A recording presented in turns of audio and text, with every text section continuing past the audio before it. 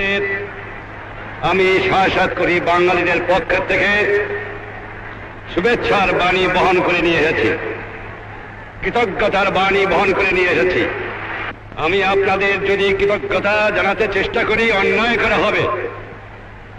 পাকিস্তানের নর পশুর দল, পাকিস্তানের সামরিক বাহিনীর দল আমার 7 কোটি মানুষের উপর যে অত্যাচার করেছে, দুনিয়ার ইতিহাসে তার কোন জায়গাতে তা তুলনা হয় না।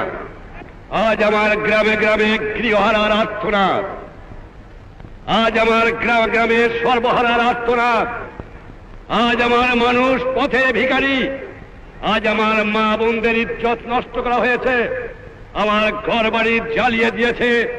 আমার 1 কোটি লোক দেশ ত্যাগ করে ভারতে আশ্রয় নিয়েছিল।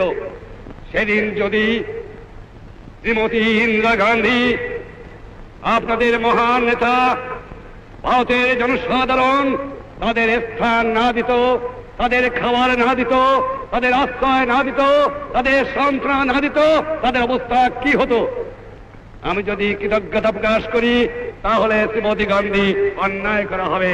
আমি আপনাকে শ্রদ্ধা জানাতে পারি, এর বেশি জানাতে পারি না। আপনাদের এই দান কোনোদিন আমরা শোধ করতে পারবো না। স্বাধীনতা পেয়েছি বড় রক্তের বিনিময়ে পেয়েছি। এত রক্ত কোন জাত, কোন দেশে কোন দিন দেয় নাই যা আমার বাংলাদেশের মানুষ দিয়েছে। আমার লোকেরা জাতি ধর্ম নির্বিশেষে বৃদ্ধ থেকে বালক পর্যন্ত সকলেই সংগ্রাম করেছে। সে সংগ্রাম কামিয়াব হতে পারতাম না যে ভারতের জনসাধারণ, ভারতের সরকার, ভারতের সামরিক বাহিনী আর শ্রীমতী গান্ধী নেতৃত্বে এগিয়ে না আসত। আমার দেবার মতো কিছুই নাই, শুধু আমি এইটুকু দিতে পারি। নিঃস্ব আমি, রিক্ত আমি, দেবার কিছু নাই, আছে শুধু ভালোবাসা, দিলাম শুধু তাই।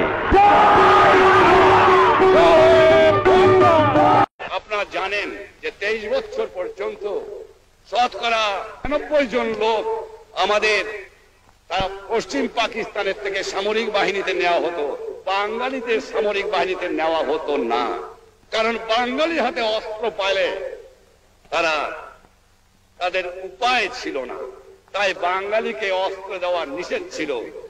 আর আমি আপনাদের এই আশ্বাস দেবার পারি যে বাংলাদেশ 4টে স্তম্ভের উপর চলবে: জাতীয়তাবাদ, সমাজতন্ত্র, গণতন্ত্র আর ধর্ম নিরপেক্ষ রাষ্ট্র।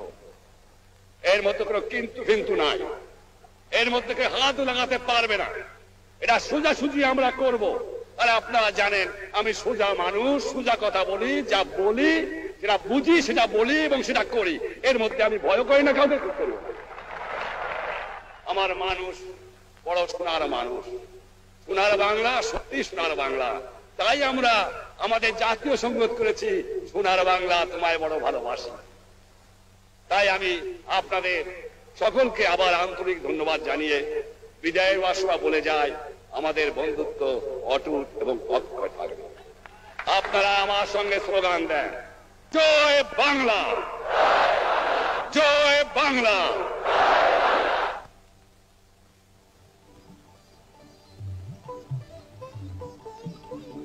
জনসভা শেষে উভয় প্রধানমন্ত্রী ব্রিগেড প্যারেড গ্রাউন্ড ত্যাগ করলেন।